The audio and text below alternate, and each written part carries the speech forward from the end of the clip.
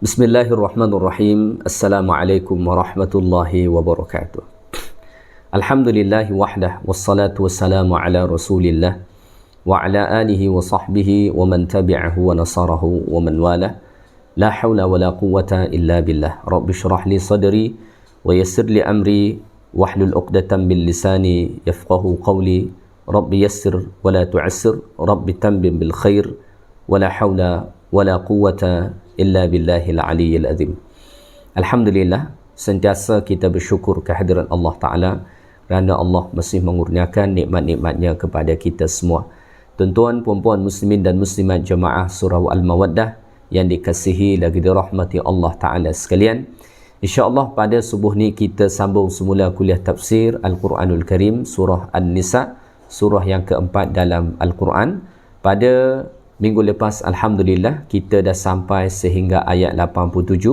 So, pada subuh ni insyaAllah kita sambung bermula ayat 88 sehinggalah nanti ayat-ayat seterusnya insyaAllah ta'ala. Baik, Allah Subhanahu wa ta'ala berfirman pada ayat 88. A'udzu billahi minasy syaithanir rajim. Bismillahirrahmanirrahim. فما لكم في المنافقين فئتين والله أركسهم بما كسبوا أتريدون أن تهدوا من أضل الله ومن يضلل الله فلن تجد له سبيلا. Yang bermaksud, maka apakah yang menyebabkan kamu berpecah menjadi dua golongan terhadap kaum munafik itu, padahal Allah telah menjerumuskan mereka ke dalam kekufuran disebabkan apa yang telah mereka usahakan. Adakah kamu pula hendak memberi petunjuk kepada orang-orang yang telah disesatkan oleh Allah, padahal sesiapa yang telah disesatkan Allah, maka engkau tidak sekali-kali akan mendapat jalan untuk menyelamatkannya.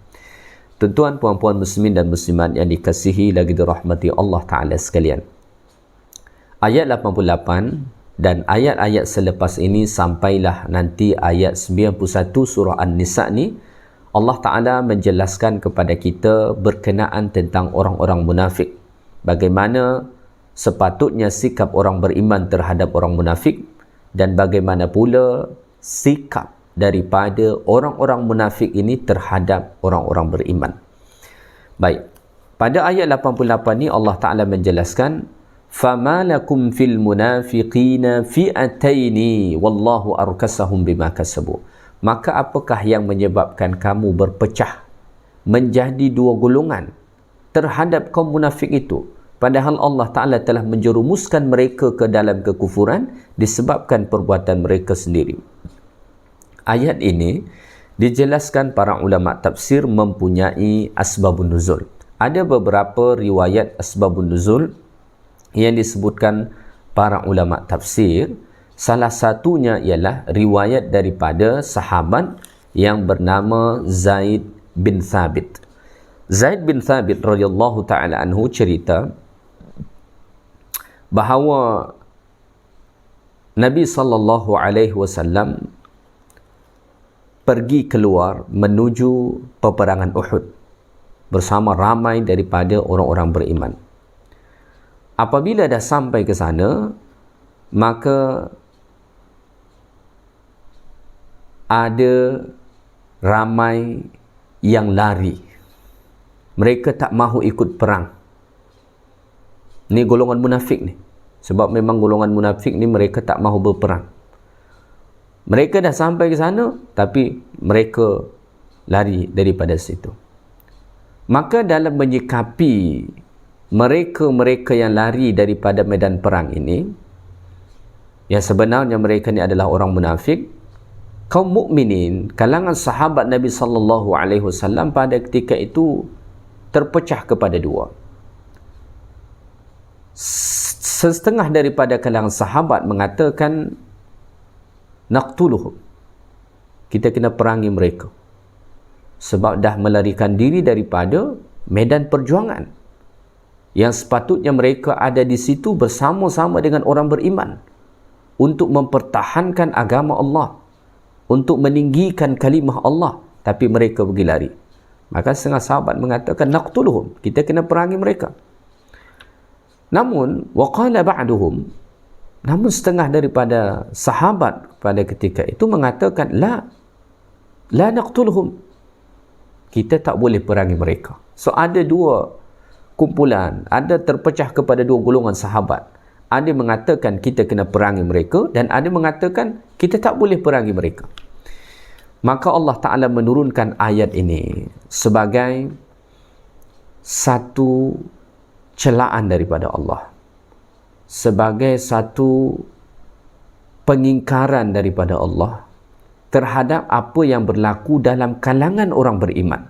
Maka Allah mengatakan, فَمَا لَكُمْ فِي الْمُنَافِقِينَ فِئَتَيْنِ, ya, maka apakah yang menyebabkan kamu berpecah menjadi dua golongan terhadap orang munafik itu dalam menyikapi mereka? Ayat ini pada zahirnya nampak seolah-olah Allah Ta'ala bertanya, tetapi maksudnya kata para ulama tafsir, istifham dekat sini ialah istifham lil inkari wat tawbih. Soalan istifham yang ada pada ayat ini sebenarnya istifham, soalan yang bertujuan untuk mengingkari dan menghinakan apa yang berlaku itu. Maka makna ayat ini seolah Allah mengatakan, ya, mengapa kamu berpecah dua? Sepatutnya kamu tidak berpecah kepada dua golongan dalam menyikapi orang munafik tu. Sepatutnya tak terpecah kepada dua. Sepatutnya orang beriman mempunyai sikap yang sama dalam menyikapi orang munafik. Jangan sampai ada mengatakan, mereka ni baik, setengah mengatakan, mereka ni tak baik. Oh, tak boleh macam tu. Sepatutnya menyikapi orang munafik itu, sikap orang-orang beriman tu sama. Munafik yang disebutkan pada ayat ni dan ayat-ayat selepas nanti, ini adalah munafik yang ada pada zaman Nabi sallallahu alaihi wasallam, yang mana mereka ini masuk kategori munafik i'tiqadi. Munafik i'tiqadi ni macam mana? Hakikatnya dia memang kafir, tetapi dia berpura-pura menjadi muslim. Ini berbeza dengan munafik amali. Kalau munafik amali mungkin sahaja dia muslim, tetapi amalan dia amalan munafik. Misalnya dia suka berdusta, kalau berjanji dia ingkar dan lain sebagainya, ya. Jadi Allah Ta'ala menyatakan dekat sini sepatutnya orang beriman tu tidak berbeza pendapat dalam menyikapi orang munafik ni, ya. Namun tidak dapat juga dinafikan, oleh kerana sifat kemunafikan ini sentiasa disembunyikan, maka berlakulah perbezaan pendapat dalam kalangan orang-orang beriman fi hukmi ta'amuli ma'ahum, dalam memutuskan hukum interaksi dengan orang-orang munafik ini.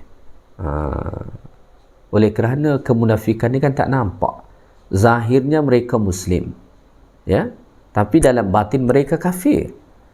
Oleh kerana ini tersembunyi, maka kadang-kadang berlaku perbezaan. Namun kalau sudah ada isyarat yang jelas, seperti mana dalam peperangan Uhud, lari mereka daripada medan jihad, sepatutnya tidak perlu lagi ada perbezaan, tidak perlu lagi berlaku perpecahan sampai dua golongan dalam kalangan orang beriman untuk menyikapi mereka, sebab dah ada isyarat yang jelas bahawa mereka ni adalah munafik. Kerana munafiklah yang sentiasa lari daripada medan peperangan. Mereka tak mahu berperang kerana mereka takut kehilangan nyawa, dan mereka tidak ada keimanan yang kuat dalam hatinya, ya. Maka daripada ayat ini dapat difahami sepatutnya orang-orang beriman itu mempunyai sikap yang sama dalam menilai orang-orang munafik tadi, ya. Kenapa? Kerana hakikatnya mereka itu adalah kafir, Hakikatnya mereka itu adalah kafir. Wallahu arkasahum bima kasabu. Padahal Allah telah menjerumuskan mereka ke dalam kekufuran disebabkan apa yang telah mereka usahakan. Allah Ta'ala kembalikan, Allah Ta'ala jerumuskan mereka ke dalam kekafiran, ke dalam kekufuran, bima kasabu, disebabkan apa yang mereka perbuat, apa yang telah mereka lakukan. Apa yang mereka lakukan itu bisa babin nifaqi wal isyan, disebabkan kemunafikan dan maksiat dosa yang mereka lakukan. Akhirnya Allah Ta'ala campakkan, jerumuskan mereka ke dalam kekufuran, ya. Maka dikatakan para ulama, wa qad ja'ala Allahu raddahum ila al-kufri jazaa'an li su'i i'tiqadihim. Allah Ta'ala jadikan mereka, jerumuskan mereka ke dalam kekufuran sebagai balasan terhadap buruknya i'tiqad, keyakinan mereka, buruknya akidah mereka. Wa qillati ikhlasihim ma'a rasulihi, dan kerana sedikitnya keikhlasan mereka dengan Rasul. Oleh kerana sikap mereka yang buruk ni, kemunafikan mereka, maksiat yang ada pada mereka, maka Allah Ta'ala jerumuskan mereka ke dalam kekufuran itu tadi. Maka fa innal a'mal tatawaladu min jinsiha. Amalan itu dia melahirkan amalan yang seumpama, yang sejenis dengan dia itu. Maka misalnya fal amalu salih ya'ti bi ziyadati salihan. Maka amal salih biasanya dia akan mendatangkan amal-amal salih. Ia akan melahirkan amal-amal salih yang baru. Wal amalu sayyi, manakala amalan yang buruk pula itu yantahi bi muntahal ma'as, dia akan melahirkan kemaksiatan pula. Maka kita kena berhati-hati dalam hidup ini dengan amal-amal yang kita buat. Orang yang sentiasa melakukan amal-amal kebaikan, insya-Allah amal kebaikan itu akan melahirkan amal kebaikan lagi, sehingga akan dia menjadi insan yang lebih baik. Tetapi amal-amal yang buruk itu akan melahirkan keburukan lagi, sampailah kepada maksiat tertinggi nanti. Apa dia? Kufur kepada Allah. Sebagaimana orang-orang munafik ni, wallahu arkasahum bima kasabu. Allah jerumuskan mereka ke dalam kekufuran disebabkan apa? Bima kasabu, disebabkan apa yang telah mereka perbuat daripada kemunafikan dan maksiat-maksiat yang lain, sehingga kan itu menjadi sebab mereka dijerumuskan Allah ke dalam kekufuran, yang mana kekufuran ini adalah muntahal ma'as, dosa tertinggi, kemaksiatan tertinggi, iaitulah kufur kepada Allah. Kerana ada maksiat tidak menyebabkan seseorang kafir, dan ada maksiat yang menyebabkan seseorang kafir. Itulah dia kalangan orang-orang munafik ni. Jadi orang munafik itu mereka adalah orang-orang yang kafir, ya. Ini munafik i'tiqadi yang ada pada zaman Nabi. Mereka adalah kafir, dan kekufuran itu melekat pada diri mereka disebabkan oleh perbuatan mereka sendiri. Oleh kerana itulah Allah mencela orang-orang beriman. Kenapa sampai mereka berpecah dalam menyikapi, dalam menilai orang-orang munafik ni? Mereka dah jelas-jelas kafir. Kenapa ada yang mengatakan kita tak boleh perangi mereka? Sepatutnya orang-orang beriman itu sebulat satu pendapat dalam menyikapi orang-orang munafik tadi. Apatah lagi sudah ada isyarat yang jelas mereka lari daripada medan Uhud, yang mana itu menunjukkan bahawa sebenarnya mereka tidak beriman betul-betul kepada Allah dan Rasulullah sallallahu alaihi wasallam. Baik, kemudian Allah mengatakan aturiduna an tahdu man adallallah. Dekat sini Allah Taala menguatkan celaannya lagi, ya. Adakah mereka pula hendak memberi petunjuk kepada orang-orang yang telah disesatkan Allah? Ini Allah Ta'ala menegur orang-orang beriman yang melarang untuk memerangi orang munafik ni, ya, yang masih memandang orang munafik ini sebagai orang yang orang yang masih beriman, tak boleh diperangi, ya. Allah mengatakan Aturiduna an tahdau man adallallah. Adakah mereka hendak memberi hidayah, petunjuk kepada orang yang telah disesatkan Allah? Ya. Dekat sini Allah Ta'ala pada zahirnya bertanya. Tapi lagi-lagi dekat sini ini istifham ingkari. Zahirnya bertanya tapi maksudnya Allah mengingkari. Jadi maksud aturiduna an tahdau man adallallah itu, jangan kamu berharap dapat memberi hidayah kepada orang yang telah disesatkan Allah. Orang munafik yang ada pada zaman Nabi itu telah pun disesatkan Allah. Bima kasabu, disebabkan perbuatan mereka tadi. Lalu kamu memberikan penilaian yang baik kepada mereka, tidak mahu, tidak membolehkan untuk memerangi mereka, masih menganggap mereka sebagai Muslim, saudara dan lain sebagainya. Aturiduna an tahdau man adallallah. Jangan kamu nak bagi hidayah, petunjuk kepada orang yang telah disesatkan Allah. Kenapa? Kerana itu tiada erti. Nak bagi hidayah kepada orang yang telah disesatkan Allah tak ada guna. Maka Allah Ta'ala sebut pada hujung ayat ni, وَمَنْ يُضْلِلِ اللَّهُ فَلَنْ تَجِدَ لَهُ سَبِيلًا.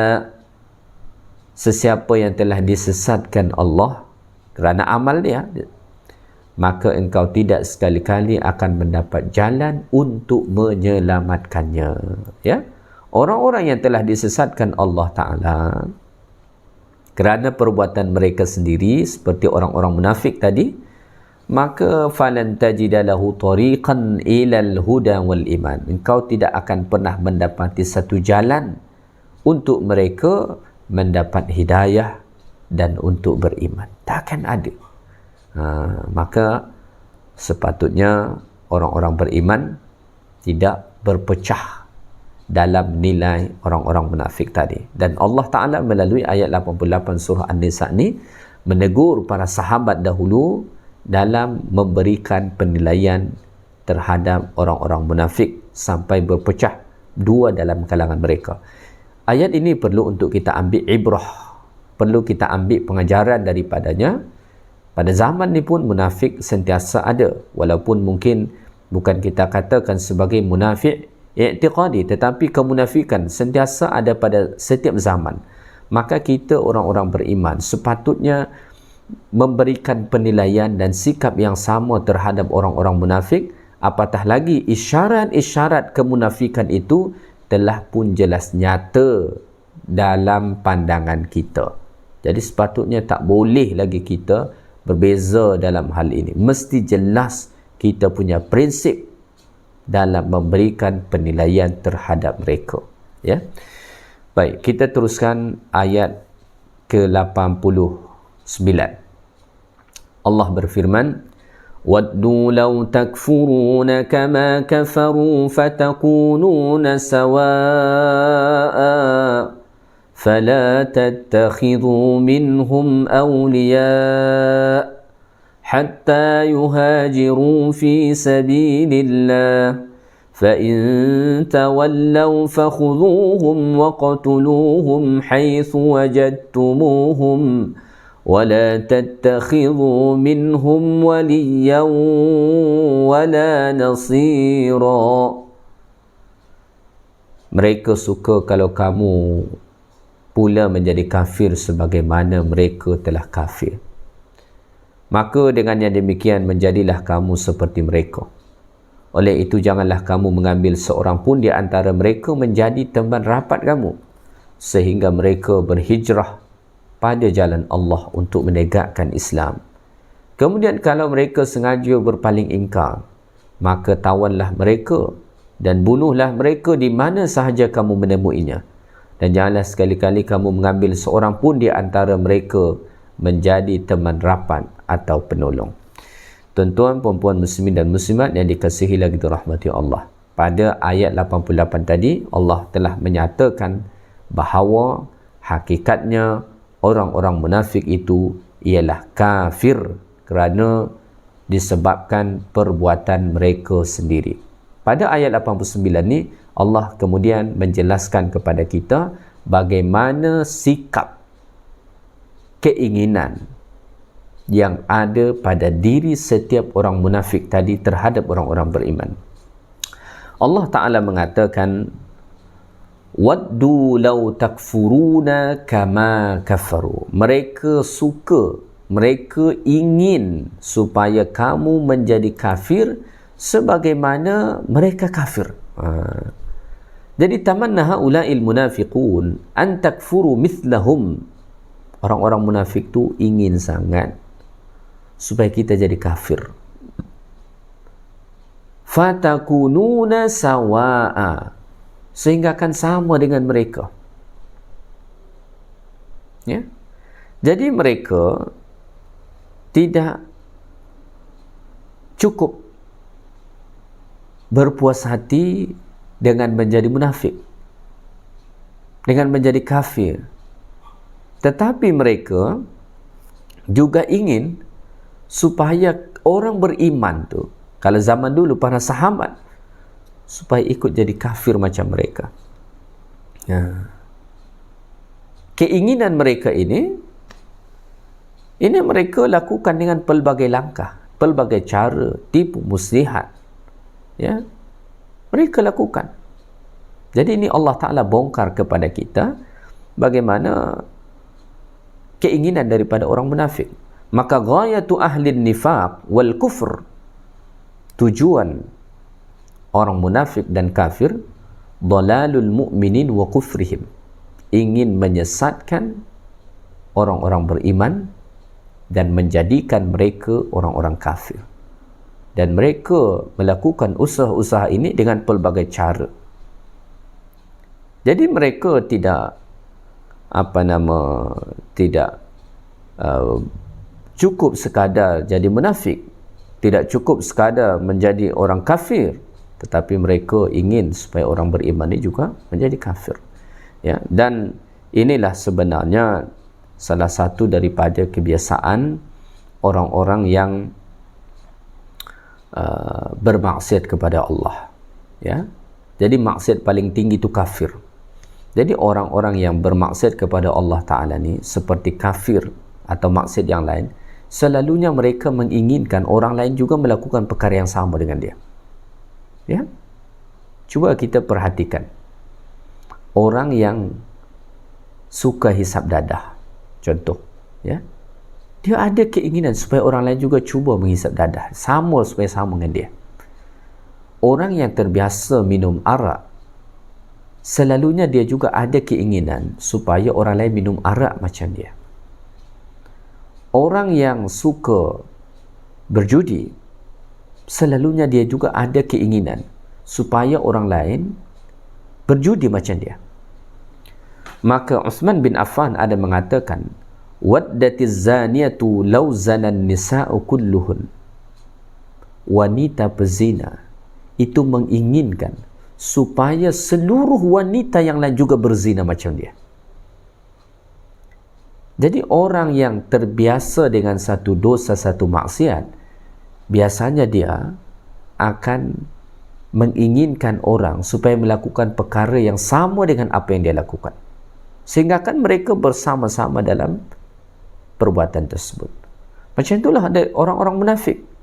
Orang munafik yang hakikatnya mereka adalah kafir, mereka waddu law takfuruna kama kafaru fatakununa sawa. Fatakununa sawa. Mereka ini sangat ingin supaya orang-orang beriman ni kemudian menjadi kafir, sehingga akan sama dengan mereka, sehingga akan tidak ada beza antara mereka.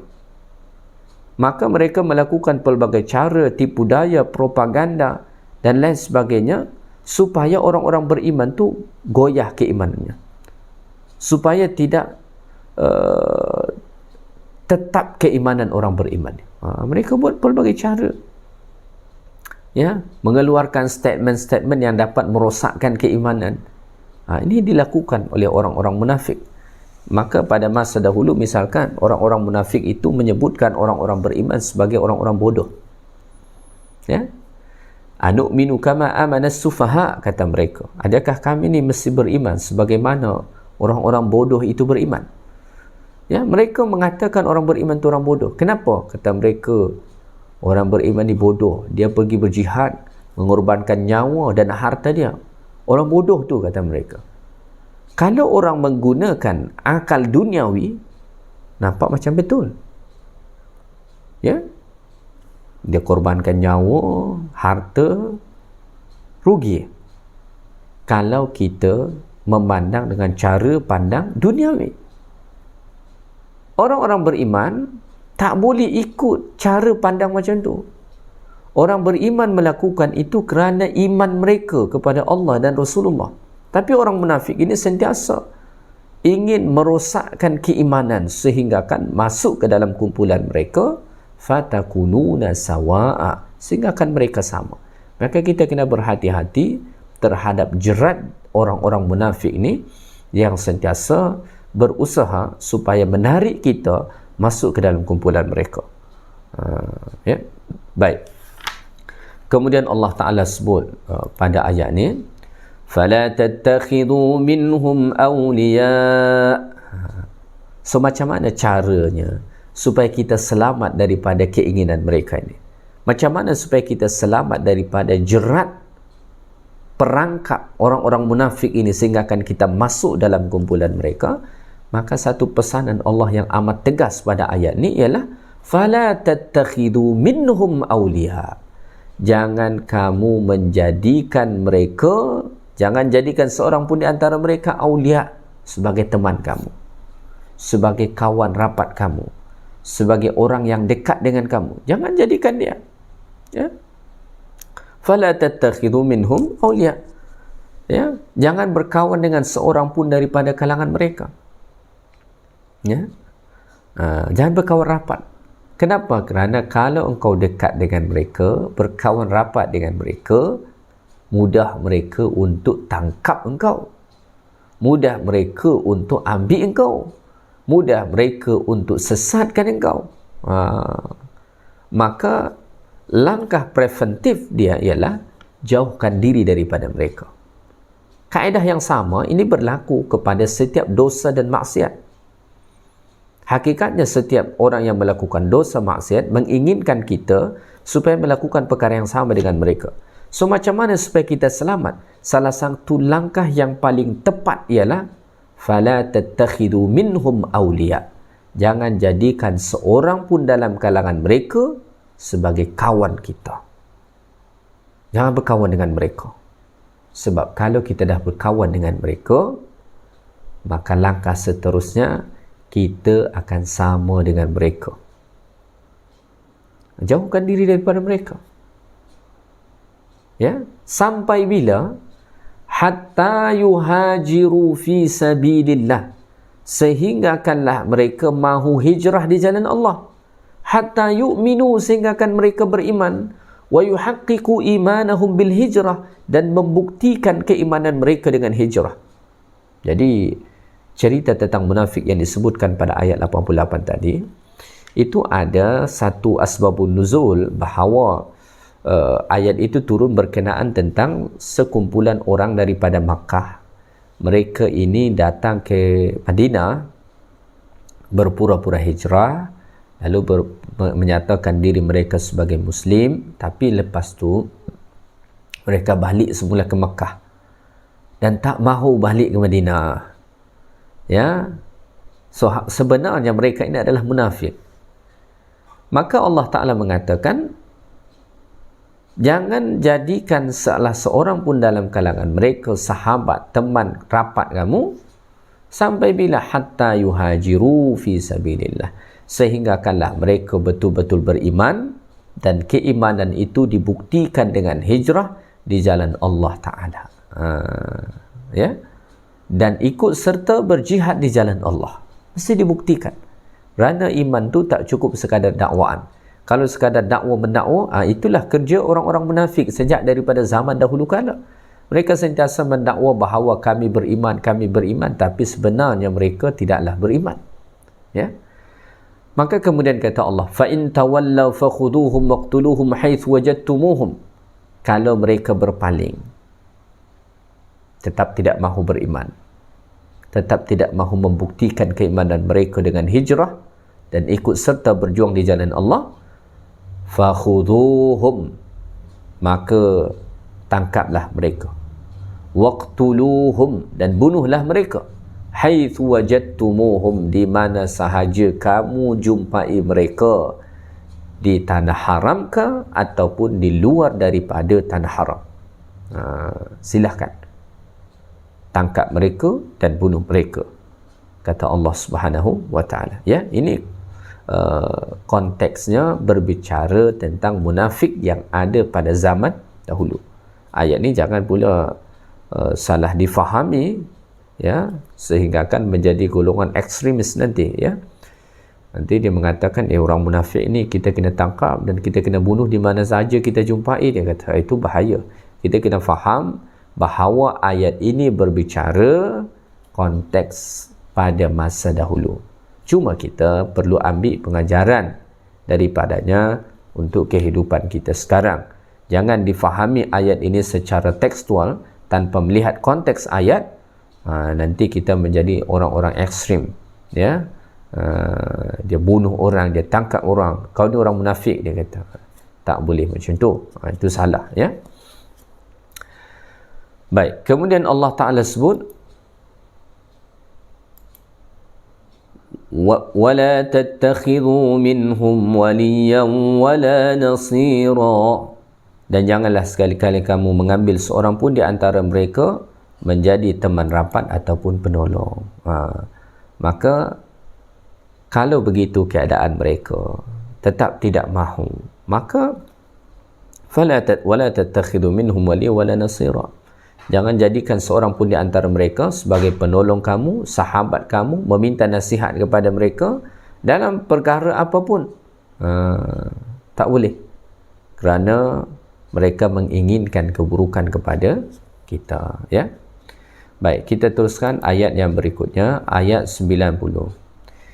إِلَّا الَّذِينَ يَصِلُونَ إِلَى قَوْمٍ بَيْنَكُمْ وَبَيْنَهُمْ مِيثَاقٌ أَوْ جَاءُوكُمْ حَصِرَتْ صُدُورُهُمْ أَوْ يُقَاتِلُوا قَوْمَهُمْ وَلَوْ شَاءَ اللَّهُ لَسَلَّطَهُمْ عَلَيْكُمْ فَلَقَاتَلُوكُمْ فَإِنِ اعْتَزَلُوكُمْ فَلَمْ يُقَاتِلُوكُمْ وَأَلْقَوْا إِلَيْكُمُ السَّلَمَ فَمَا جَعَلَ اللَّهُ لَكُمْ عَلَيْهِمْ سَبِيلًا, kecuali orang-orang yang pergi meminta perlindungan sesuatu kepada suatu kaum yang ada ikatan perjanjian setia antara kamu dengan mereka, atau orang-orang yang datang kepada kamu sedang hati mereka merasa berat hendak memerangi kamu, atau memerangi kaumnya. Dan jika Allah menghendaki, nescaya ia menjadikan mereka berkuasa melawan kamu. Kemudian tentulah mereka memerangi kamu. Dalam pada itu, jika mereka membiarkan kamu dengan tidak mengancam atau mengganggu, serta mereka tidak memerangi kamu, dan mereka menawarkan perdamaian kepada kamu, maka Allah tidak menjadikan bagi kamu sesuatu jalan yang membolehkan kamu memerangi ataupun menawan mereka, ya. Baik, pada ayat ini Allah Subhanahu wa ta'ala menjelaskan bahawa ada dua golongan daripada kalangan munafik yang tidak perlu untuk diperangi. Pada ayat sebelum ni tadi Allah Ta'ala mengatakan, fa in tawallaw fakhudhuhum waqtuluhum haitsu wajadtumuhum. Kalau mereka berpaling, tangkap dan bunuhlah mereka, perangilah mereka. Pada ayat 90 ni Allah Ta'ala menjelaskan pengecualian, ya. Maka kata Allah Ta'ala pada ayat ni, illal ladina yasiluna ila qaumin bainakum wa bainahum mitsaq. Pertama, kecuali orang-orang yang pergi meminta perlindungan kepada satu kaum yang ada ikatan perjanjian setia antara kamu dengan mereka. Jadi golongan munafik pertama yang tak boleh diperangi dan dibunuh itu, iaitulah golongan munafik yang ada mereka hubungan dengan kelompok yang ada perjanjian setia dengan orang-orang beriman, ya. Jadi pada masa dahulu orang Islam biasa membuat perjanjian dengan puak-puak tertentu, ya. Misalnya pada masa dahulu ada misalnya perjanjian gencatan senjata, ya, perjanjian untuk perlindungan, ya, dengan puak-puak tertentu. Seandainya munafik ini ada hubungan dengan mereka, ya, meminta perlindungan kepada mereka, kepada golongan yang orang Islam ada perjanjian ni, kalau munafik pergi meminta perlindungan kepada mereka, maka Allah melarang daripada memerangi orang munafik ni. Kenapa? Kerana mereka sudah berada di bawah perlindungan yang ada perjanjian setia antara orang beriman dengan mereka. Macam tu, ya. Jadi dalam Islam begitu. Maka dalam hadis dikatakan, man ahabba ayyadakhula fi sulhi Quraisy wa ahdihim dakhala fihi, wa man ahabba ayyadakhulaha fi sulhi Muhammad wa ashabihi wa ahdihim dakhala fihi. Ya, barang siapa yang ingin masuk perjanjian damai orang-orang Quraisy, dia boleh ikut bersama mereka, masuk minta perlindungan kepada mereka. Dan barang siapa yang ingin masuk dalam perjanjian damai Muhammad dan sahabat-sahabatnya, dia boleh ikut bersama mereka. Jadi siapa sahaja yang berada di bawah puak yang ada perjanjian setia, perjanjian gencatan senjata atau lain sebagainya dengan orang beriman, maka itu tak boleh dikacau, termasuk orang munafik. Termasuk orang munafik, tak boleh dikacau mereka, ya. Itu golongan yang pertama. Golongan yang kedua yang tak boleh dikacau itu, tak boleh diperangi itu, ialah Allah Ta'ala sebut pada ayat ini, au ja'ukum hasirat suduruhum ayyuqatilukum au yuqatilu qaumahum, ya. Atau orang-orang yang datang kepada kamu dengan hati mereka merasa berat memerangi kamu atau memerangi kaumnya. Munafik yang mereka tidak mahu memerangi orang beriman, berat hati mereka. Kenapa? Mereka takut kaum mereka pula diperangi. Yang ni pun tak boleh untuk diperangi. Yang ni dikecualikan. Yang dua ni dikecualikan. Ya. Maka kemudian Allah mengatakan, walau sya'allahu lasallatahum alaikum falaqatalukum. Seandainya Allah Ta'ala berkehendak, nescaya ia menjadikan mereka berkuasa melawan kamu, kemudian tentulah mereka memerangi kamu. Tetapi Masya Allah, dengan rahmat Allah Ta'ala, Allah tak beri kuasa kepada orang-orang munafik untuk memerangi orang-orang beriman. So ini adalah antara rahmat yang Allah Ta'ala kurniakan kepada orang-orang beriman, ya. Kemudian Allah mengatakan, فَإِنِ اعْتَزَلُوكُمْ فَلَمْ يُقَاتِلُوكُمْ وَأَلْقَوْا إِلَيْكُمُ السَّلَمَ فَمَا جَعَلَ اللَّهُ لَكُمْ عَلَيْهِمْ سَبِيلًا. Ya.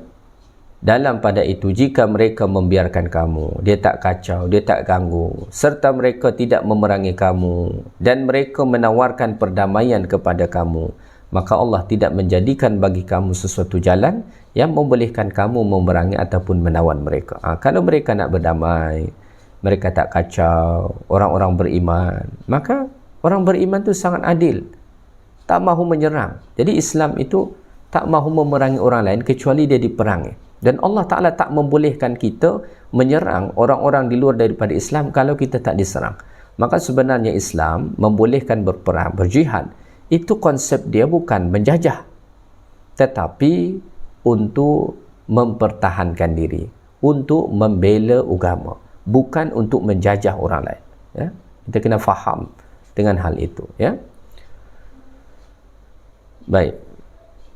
Kemudian Allah Ta'ala berfirman pada ayat 91, satajiduna akharina yuriduna an ya'manukum wa ya'manu qawmahum kullama ruddu ilal fitnati urkisu fiha fa in lam ya'tazilukum wa yulqu ilaykumus salama wa yakuffu aydiyahum fakhuduhum wa qatuluhum haythu thaqiftumuhum wa ulaikum ja'alna lakum alaihim sultanan mubina.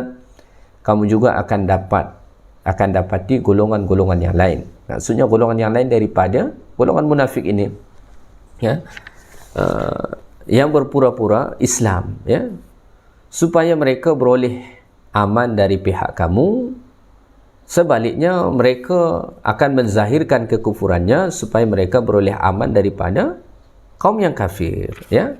Jadi ada golongan yang lain daripada munafik ini, kalau mereka datang kepada orang beriman, mereka ini akan berpura-pura menjadi orang beriman kerana takut, ya. Lalu kalau mereka balik kepada orang kafir, kawan-kawan mereka menzahirkan balik kekufuran mereka, ya, kerana juga mereka ingin mendapatkan aman. Jadi yang mereka cari keamanan. Yang penting dia cari aman. Ini ada munafik macam tu. Pergi sana, dia seolah-olah ikut situ. Pergi sana, dia ikut, menzahirkan dia ikut sana. Apa yang dia nak cari? Dia nak aman, dia nak di tengah-tengah. Jadi tidak selalunya orang yang mengambil jalan tengah itu betul, ya. Tidak selalunya orang yang hendak mengambil jalan tengah itu betul. Walaupun jalan tengah itu banyak yang betul, tetapi ada yang tak betul. Salah satunya adalah sikap munafik ini, ya. Mereka ni nak mengambil jalan tengah. Pergi dengan orang beriman, berpura-pura beriman. Pergi dengan orang kafir, mereka menzahirkan kekafiran. Apa yang mereka nak cari? Aman. Nak cari aman saja. Jadi dia main di tengah-tengah. Ini tak betul. Ada orang munafik macam ni, kata Allah Ta'ala. Ya, kullama ruddu ila al-fitnati urkisu fiha. Ya. Tiap-tiap kali mereka diajak kepada fitnah, pencerobohan untuk mengacau orang-orang beriman, mereka segera terjerumus ke dalamnya. Mereka ikut serta. Kalau orang-orang kafir mengajak mereka untuk menentang orang-orang beriman, untuk membuat tipu daya terhadap orang-orang beriman, mereka melakukannya. Ya, mereka ikut serta. Ini munafik ni. Tapi kalau datang ke tempat orang beriman, mereka ini berpura-pura menjadi muslim. Ya, kenapa? Kerana mereka takut. Jadi ini antara bentuk musuh yang sangat luar biasa, ya. Maka kemudian Allah Ta'ala sebut, fa illam ya'tazilukum wa yulqu ilaykumus salam wa yakuffu aydiyahum fakhudhuhum waqtuluhum haitsu thaqibtumuhum. Ya, kata Allah Subhanahu wa Ta'ala, oleh itu jika mereka tidak membiarkan kamu dan terus mengganggu atau berpihak kepada musuh, dan tidak pula menawarkan perdamaian kepada kamu, dan juga tidak menahan tangan mereka daripada memerangi kamu, maka hendaklah kamu bertindak menawan dan membunuh mereka di mana saja kamu temui. Maksudnya kalau munafik ni terus macam tu, ya, mereka tidak mengadakan perdamaian, maksud terus berpihak kepada orang kafir, memerangi orang kafir, orang-orang beriman, maka orang beriman tak boleh diam kalau macam tu. Fakhudhuhum, tangkap mereka, waqtuluhum, bunuh mereka, perangi mereka, haitsu thaqibtumuhum, di mana saja kamu temui, ya. Wa ulaikum ja'alna lakum alaihim sultanan mubina. Kemudian kata Allah Ta'ala, ya, dan mereka itulah orang-orang yang kami jadikan bagi kamu alasan yang terang nyata untuk bertindak terhadapnya, ya. Jadi boleh kalau macam tu sikap mereka, maka boleh untuk diperangi. Maka munafik ni ada yang boleh diperangi dan ada yang tidak boleh diperangi. Tadi sudah dijelaskan dua golongan munafik yang tak boleh diperangi, yang dikecualikan. Pertama, golongan munafik yang datang meminta perlindungan kepada satu puak yang ada perjanjian damai dengan orang beriman. Yang kedua, yang tak boleh diperangi itu orang munafik yang mana mereka tidak mahu memerangi orang beriman dan mereka tidak mahu kaum mereka juga diperangi. Ini tak boleh diperangi. Tetapi munafik yang sentiasa membuat propaganda, penentangan, bahkan memerangi orang beriman, maka orang beriman diperintahkan untuk menentang mereka, untuk memerangi mereka balik, ya.